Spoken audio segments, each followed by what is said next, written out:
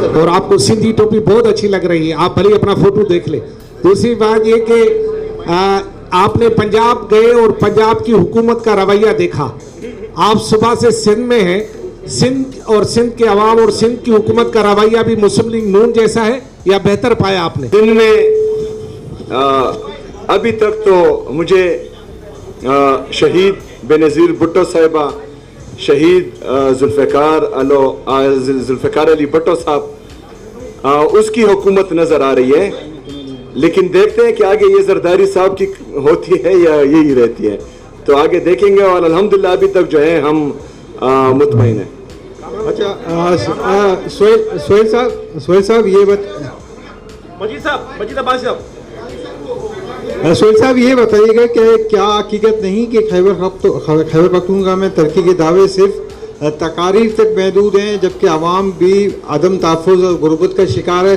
मेरा दूसरा सवाल इसी से रिलेटेड है कि क्या एक सूबे के वज़ीर आला के लिए ये मुनासिब है कि दूसरे सूबे में सियासी बयानियाँ तश्कील दें? अच्छा, किधर हो भाईजान, मुझे नज़र नहीं आ रहा।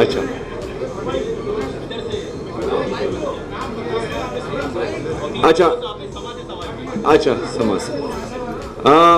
सबसे पहले तो खैबर पख्तूनख्वा की अवाम पाकिस्तान तहरीक इंसाफ से मुतमईन है, इसलिए पूरे पाकिस्तान में वाहिद खैबर पख्तूनख्वा की हुकूमत है जो अवामी मैंडेट के साथ आई है।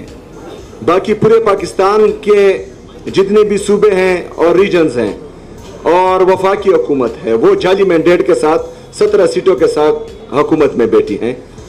तो अवाम मुतमईन है, अवाम पाकिस्तान तहरीक इंसाफ और इमरान खान पर एतमाद करती है, इसलिए जो है वो तीसरी दफ़ा पाकिस्तान तहरीक इंसाफ को वोट दे रही है। वरना खैबर पख्तूनख्वा की आवाम की तारीख रही है कि उन्होंने दूसरा मौका किसी को नहीं दिया, और अल्हम्दुलिल्लाह आज हमारा तीसरा मौका है। दूसरी बात कि मैं ये कौन से आईन और कानून में लिखा हुआ है कि एक सूबे का चीफ एग्जीक्यूटिव जो है वो दूसरे सूबे में सियासत नहीं कर सकता? आप मुझे वो शिक ला कर दे, मैं यहाँ से चला जाऊँगा। सोहेल साहब, मेरा सवाल आपसे ये है कि मीट द प्रेस में आप आए हैं कराची प्रेस क्लब में, लेकिन आपके जमात की और मिलिट्री इस्टेब्लिशमेंट की जो ताल्लुकात है वो दूरियाँ पैदा हो रही है। जिस वक्त आप यहाँ बात कर रहे हैं, आप ही के इलाके तीरा से लोग नकल मकानी कर रहे हैं और वहाँ पर ऑपरेशन शुरू हो गए हैं।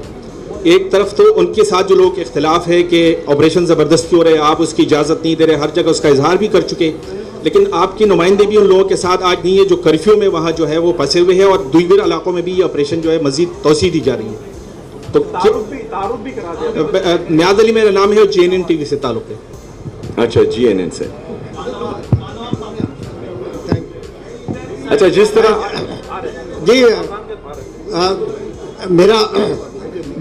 मेरा नाम चांद नवाब है, ARY से ताल्लुक़ है। ये बताइए, आप सिंध का दौरा कर रहे हैं और क्या पीपल्स पार्टी से आपका अंदरूनी खाना कोई राब्ता हुआ है? इससे अपनी जो कैंपेन में इतनी आज़ादाना चला रहे हैं, कोई राब्ता है या सिंध में कोई इत्तेहाद बनने जा रहा है पीपल्स पार्टी का, जो राब्ता आपकी आज एक कड़ी है?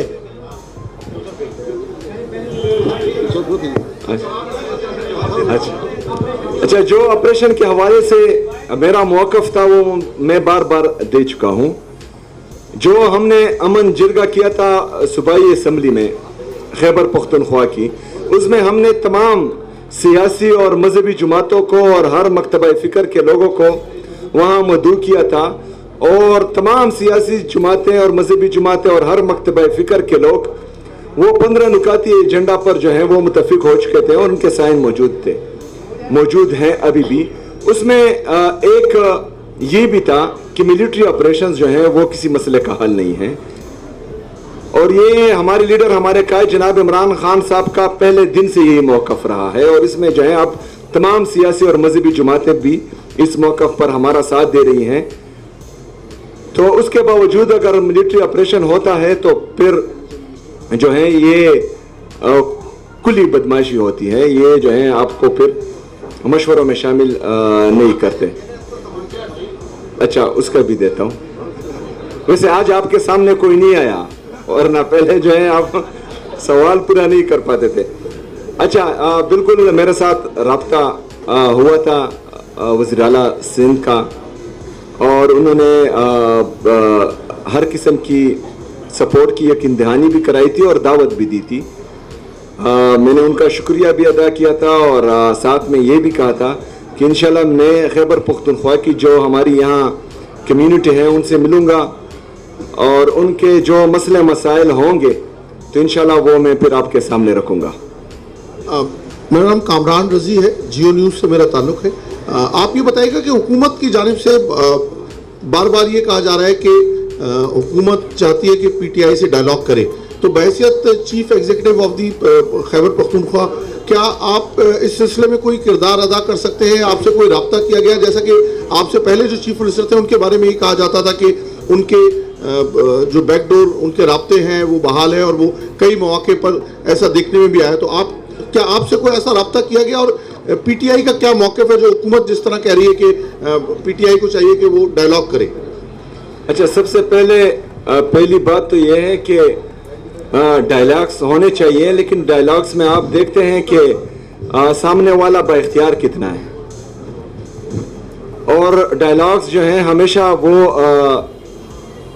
लेवल प्लेइंग फील्ड पर होते हैं, ऐसे नहीं होते। वो हमारे पश्तो में एक मतल है कि बंदी को अगर आप जो है घर में रखें और फिर आप कहें कि आए बातचीत करते हैं या डायलॉग्स करते हैं, तो इस तरह नहीं होता।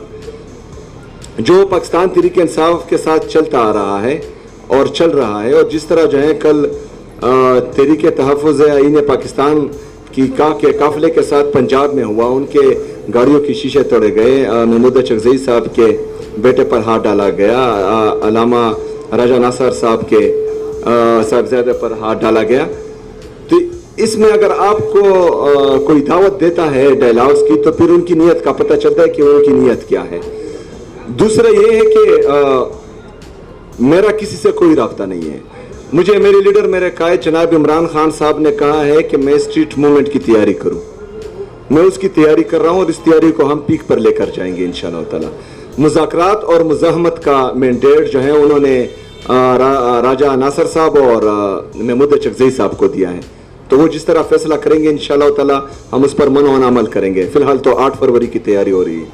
अच्छा, सवाल सबके लिए जाएंगे लेकिन थोड़ा सा तामुल। मेरा नाम लियाकत अली राना है, समा न्यूज़ में सीनियर रिपोर्टर हूँ। पहले तो मैं आपको मुबारकबाद दूंगा कि आपने उर्दू के हवाले से वहाँ यूनिवर्सिटीज़ को जो ऑर्डर जारी किया या हदायत जारी की, वो एक अच्छा इक़दाम है, यकीनी तौर पर काबिल तहसीन है। अच्छा, दूसरा मेरा सवाल ये है कि आपने जब से सीएम का ओहदा संभाला है अब तक आवाम के लिए कौन से फलाई काम किए हैं? और दूसरा एक और जो आप बार बार कहते हैं कि जो ऑपरेशन हो रहा है वहाँ उसकी हम इजाज़त नहीं देंगे, आपसे इजाज़त कौन मांग रहा है ये भी बता दीजिएगा प्लीज़। अच्छा, हमारा झगड़ा यही है कि कोई इजाज़त नहीं मांगता। हम तो इसलिए चाह रहे हैं कि जो हकीकी आज़ादी की ये जद्दोजहद है इसमें जमहूरियत इतनी मजबूत हो कि यहाँ पर फिर कोई भी इदारा जो है वो मफलूज ना हो सके और हर बंदा जो है अपने दायरा कार में जो आइन और कानून के दायरे में उनको जो उनके डोमेन जो तय हैं उसमें काम कर सके। तो वही जद्दोजहद अभी जारी है। और आपने दूसरा कौन सा सर? अच्छा, खैबर पख्तूनख्वा में मेरे 2 महीने हो चुके हैं।